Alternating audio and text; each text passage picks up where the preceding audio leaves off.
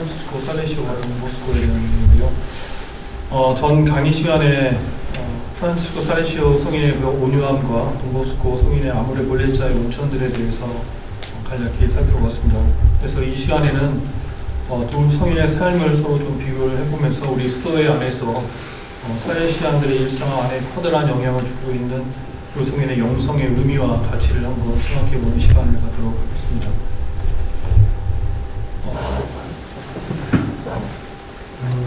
그래서 그 프란치스코 살레시오 성인과 또 돈보스코의 삶과 영성 안에서 두 성인이 어떻게 살아왔는지를 비교해보면서 어떻게 보면 살레시안들인 우리가 두 성인의 정신으로 앞으로 어떻게 살아가야 할지 또 그 방향성을 인식하는 좋은 이정표가 되지 않을까 하는 생각을 해봅니다. 따라서 두 성인의 그런 삶과 영성 안에서 드러난 몇 가지 상황들에 대해서 두 성인을 한번 비교를 해볼까 합니다. 첫 번째로 생각해 볼 수 있는 것은 경건하고 낙천적인 인본주의라는 건데요. 첫 번째 제 강의에서 프란치스코 살레시오 성인의 그런 인본주의 영성의 특징으로서 말씀을 드렸는데 그의 경건한 인본주의의 그 중심적인 가르침은 바로 인간의 존재가 몸과 영혼으로 하느님을 향하고 있고 또 모든 존엄성을 갖추고 있다는 것입니다. 다시 말해서 하느님의 그런 살아옴으로 인해서 유지되는 그런 경건한 인본주의는 인간의 마음을 매혹시키고 또 이 마음이 더욱더 자연스럽게 하느님을 사랑하게 만든다고 프란치스코 살레시오 성인은 믿었습니다. 그런데 이러한 프란치스코 살레시오 성인의 경건한 인본주의는 돈보스코 안에서 낙천적인 인본주의로 변화가 되게 됩니다. 살레시오 회원 17조에는 다음과 같이 말하고 있습니다. 살레시오 회원은 하느님 아버지께 온전히 신뢰를 주기 위해 어려움 앞에서 낙담하지 않는다. 돈보스코는 아무 걱정도 하지 마십시오라고 말씀하셨다. 그는 인간의 나약성을 인정하면서도 성 프란치스코 살레시오의 인본주의 영향을 받아서 인간이 지닌 자연적, 초자연적인 능력을 믿는다라고 이렇게 명시를 하고 있습니다. 그래서 그의 낙천주의적인 인본주의를 이렇게 언급을 하고 있습니다. 돈보스코는 단순하면서도 그러나 깊은 의미를 가진 말로서 젊은이들에게 삶의 전체적인 계획을 제안하기를 좋아했습니다. 그래서 그는 그들이 착한 그리스도인 정직한 시민으로 변화되기를 원했고 그들 양성함에 있어서 건강과 지혜, 성화를 위해 노력했고 또 그들 앞에 기쁨과 공부, 신심으로 요약될 수 있는 그 낙천적인 삶의 길을 제시를 했습니다. 이렇게 성 프란치스코 살레시오 성인의 그런 경건한 인본주의가 돈보스코 안에서 경건한 인본주의로 변화됐다는 사실을 우리는 좀 기억해야 되지 않을까 싶습니다. 네, 두 번째로 생각해 보아야 될 것은 성화회로의 그런 보편적인 부르심인데요. 성 프란치스코 살레시오 영성의 그 중요한 요소 중에 하나가 바로 앞에서 언급한 것과 같이 완전히 조화를 이루는 것으로서 성 프란치스코 살레시오가 교회 안에 있는 모든 신자들에게 은총의 부르심에 응답할 수 있는 거룩한 삶으로 모든 사람들을 성화의 길로 초대를 했다는 그런 사실입니다. 그는 기본적으로 하느님을 찾는 것이 인간 본성의 아주 자연스러운 본성이라고 주장을 했습니다. 로마서 1장 4절을 참고해보면 교회는 신생생활의 이상을 부유한 영혼들에게만 제한시키지 않고 모든 영혼들이 성령의 성화를 시킨 힘을 통해서 그리스도 안에서 성인이 되기를 갈망하도록 격려하고 촉진시킨다라고 이렇게 전하고 있습니다. 그래서 사랑의 박사라고도 불리었던 프란치스코 살레시오는 또 이렇게 말합니다. 만일 우리가 우리 자신이 원하는 방법으로 성인이 되기를 원한다면 우리는 결코 성인이 될 수 없습니다. 우리는 주님께서 원하시는 방법으로 성인이 되어야 합니다. 다시 얘기해서 우리는 주님께서 우리를 위해 계획하신 길에서 도망가지 말고 우리 삶의 요구들을 모두 기쁘게 받아들여야 된다라고 말씀을 하십니다. 프란치스코 살레시오는 모든 신자들이 공통의 그런 길을 걷기를 제안했습니다. 그리고 그의 모든 성인 신자들의 그러한 성화의 입상은 하느님을 존경하고 두려워하는 그런 마음의 단순성을 이웃을 향한 온유한 태도로 일치시키는 것이었습니다. 그래서 그는 자신의 삶 안에서 그러한 계획들을 구체적으로 수행했던 첫 번째 인물이 아니었나 하는 그런 생각을 해봅니다. 프란치스코 살레시오에 있어서 성화가 모든 이에게 제공된 하느님의 그런 부르심이었다면 돈보스코에게 있어서는 특별히 젊은이들에 대한 하느님의 부르심이 있지 않았나 하는 생각을 해봅니다. 이런 맥락에서 돈보스코는 젊은이들, 특별히 가난하고 버림받은 그런 젊은이들 성화를 위한 교육자로서, 그리고 이 방면에 비교할 수 없는 스승으로서의 삶을 살았다고 말할 수 있을 것입니다. 예를 들어서 돈보스코의 샌프란시스코 살레시오 오라토리오에서 그는 그의 아모레 볼레자를 통해서 영적 동반을 하면서 도미니코 사비오나 또 프란치스코 베스코, 미켈레 마보네마 같은 젊은이들의 성화의 길을 걷도록 동반을 했습니다. 그리고 그들은 단순하고 모범적인 성화의 길을 구체화시킬 수 있었고, 이 성화의 길은 바로 돈보스코가 현명하게 모범으로 보여준 것으로서 항상 하나님의 계획을 마음속에 품고 살고 있도록 해주었던 것이 아닐까 하는 생각을 해봅니다. 이렇게 각자의 고유한 길을 걸었던 도미니코 사비오나 또 프란치스코 베스코, 미콜레 마보네 같은 이 세 젊은이들은 거룩함의 그런 참된 모범이 되었고, 또 자신들의 결심한 것을 실천하는 데 있었으나, 또 영혼의 그런 솔직성과 개방이 있었으나, 또 하나님과의 그런 일치에 대한 열정이 있었으나, 성화의 길을 걷는 데 있어서 자신의 삶을 헌신하고 투신하는 데 열정을 불태울 수 있지 않았나 하는 생각을 해봅니다.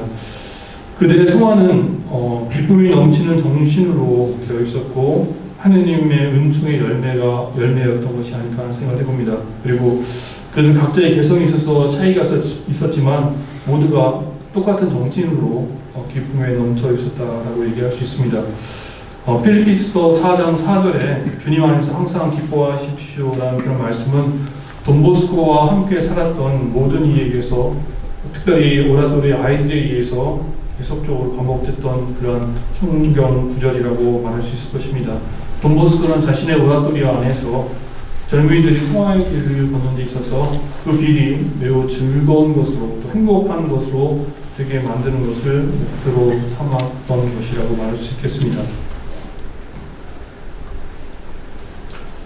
네, 세 번째로서 삶의 환희와 하느님과 일치인데요.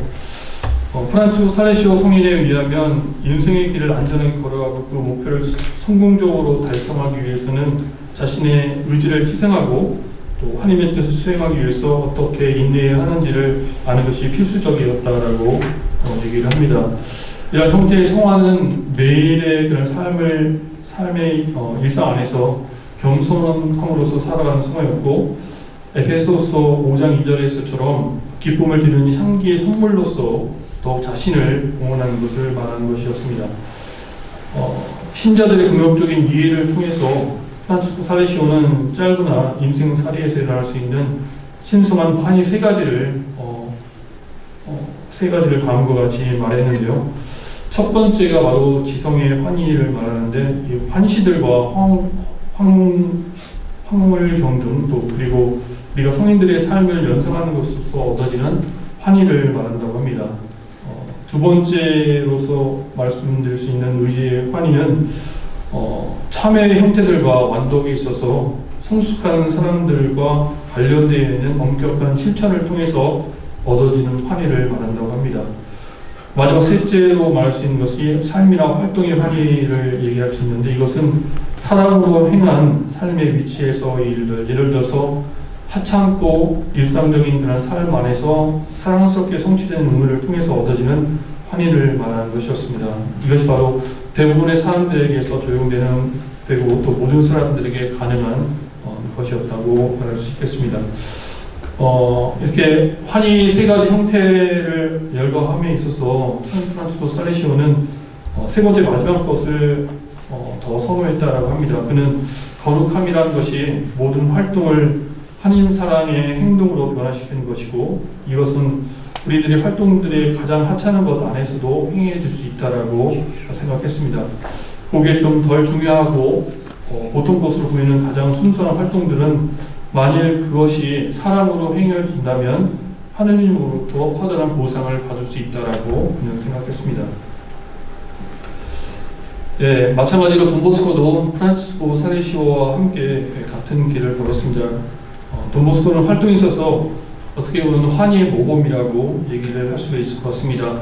특별히 돈보스코는 환희라는 그런 용어를 사용하지 않았을지는 모르지만 본질적으로 그것을 그는 오라토리오 안에서 아이들과 함께 살았고 또 자신과 함께 살아가는 젊은이들 안에서 환희의 그런 삶을 통해서 착한 그리스도인 또 정직한 시민으로 만들려고 노력했습니다. 환희라는 말 대신에 어떻게 보면 돈보스코는 기쁨이란 말로 대신할 수 있지 않을까 하는 생각을 해봅니다.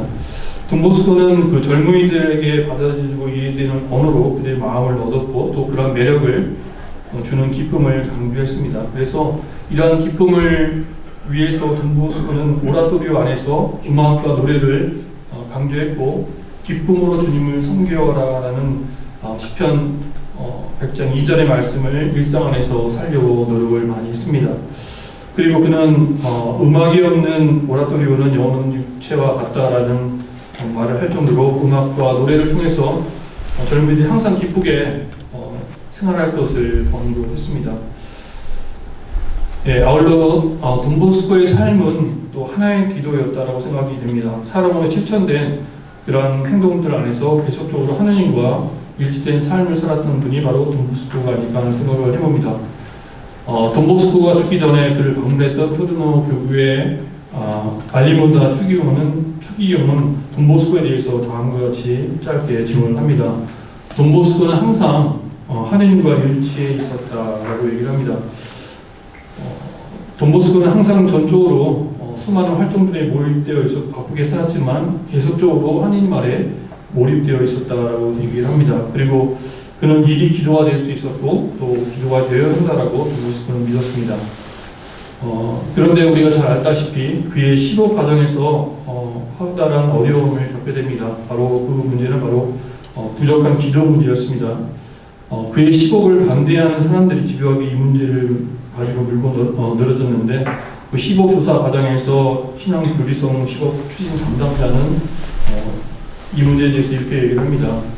일의 노예였던 돈보스코가 언제 기도할 수 있었겠는가? 한평생 활동을 바꿨던 돈보스코가 어떻게 기도할 수 있겠는가? 기도라는 주제는 수도의 창립자의 가장 중요한 요소인데 돈보스코는 그렇지 않은 것 같다. 기본적인 기도마도 소홀히 한 사람이 어떻게 성인에 오를 수가 있겠는가라고 시복 추진 담당자는 이렇게 얘기를 합니다. 그런 이런 반대에 불구하고 놀랍게도 시복 조사가 계속 진행될수록 뜻밖에도 돈보스코가 정말로 기도하는 사람이었다는 증거들이 수도 없이 쏟아져 나왔다고 얘기합니다. 특별히 초창기 살레시오의 수련장이었고 영적 지도자였던 바르베리스 신부는 다음과 같이 증언을 합니다. 돈보스코는 삶의 순간마다 기도를 하고 있었고 저는 확신합니다. 저는 돈보스코가 층계를 오르낼 때마다 기도하는 모습을 늘 봐왔습니다. 길을 걸으면서도 항상 기도를 했습니다. 여행 중에 원고를 수통하거나 그렇지 않으면 항상 기도를 했습니다.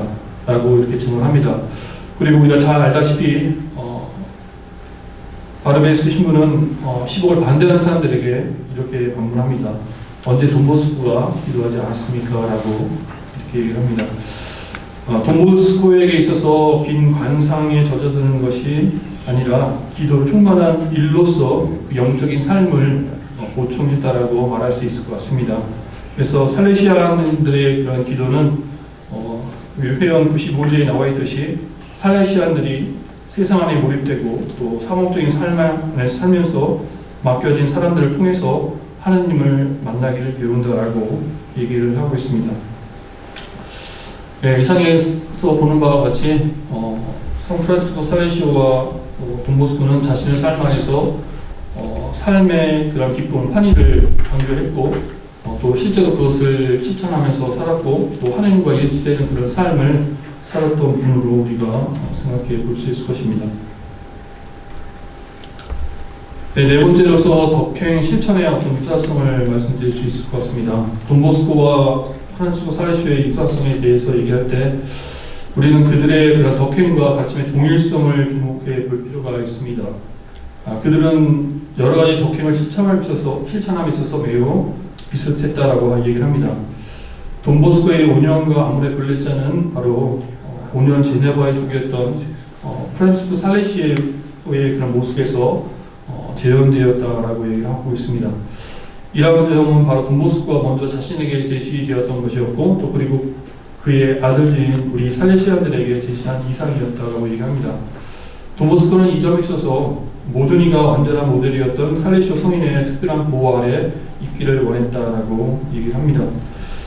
돈보스코는 프란치스코 살레시오의 그러한 정신을 어떻게 살았는지에 대한 많은 모험들을 우리에게 보여주었습니다. 그는 자신의 모델인 프란치스코 살레시오의 온유와 친절을 따르면서 그가 하느님을 사랑하는 방법 안에서 뿐만 아니라 그의 이웃들에 대한 사랑 안에서, 그리고 특별히 가난하고 도움이 절시 필요한 젊은이에 대한 사랑 안에서 프란치스코 살레시오의 그런 모험을 따랐습니다. 그리고 그의 모든과 관심과 또 걱정은 바로 젊은이에 대한 것들이었고, 특별히 그들의 영혼 구원과 승화를 위한 것이었습니다. 돈보스코의 네 번째 후계자였던 릴칼돈의 신부는 그의 교육자 돈보스코에서 프란치스코 살레시오 성인들의 원칙들이 돈보스코로 하여금 젊은이들을 사랑하는 방법으로 하느님께 이끌도록 촉진시켰다라고 이렇게 증언을 하고 있습니다. 그리고 그것이 바로 살레시안 정신의 본질이었다라고 얘기를 하고 있습니다. 또한 그 겸손에 있어서도 프란치스코 살레시오 성인이 작은 안내시의 교국에 머무르기를 좋아했고, 파리나 또리노의 그런 주교로부터 추기경으로서의 그러한 직위를 제안받았지만 거절했다라고 얘기합니다. 우리도 잘 알다시피 돈보스코도 매우 겸손한 마음을 갖고 있었고, 주교로서의 어떤 그 권유를 받기도 했었지만 그런 명예나 직위를 추구하지 않았고, 또 젊은이들과 함께 일하면서 겸손한 사제로 남기를 원했던 그런 겸손함을 우리도 잘 알고 있습니다. 이렇게 돈보스코의 그런 덕행 실천에 있어서 프란치스코 살레시오를 닮고도 했고, 또 그것은 겸손하고 온유하게 생각하고 행동함으로써 자신의 삶에서 그대로 드러나고 또 그렇게 실천되었던 것이 아닌가 하는 생각을 해볼 수 있을 것 같습니다.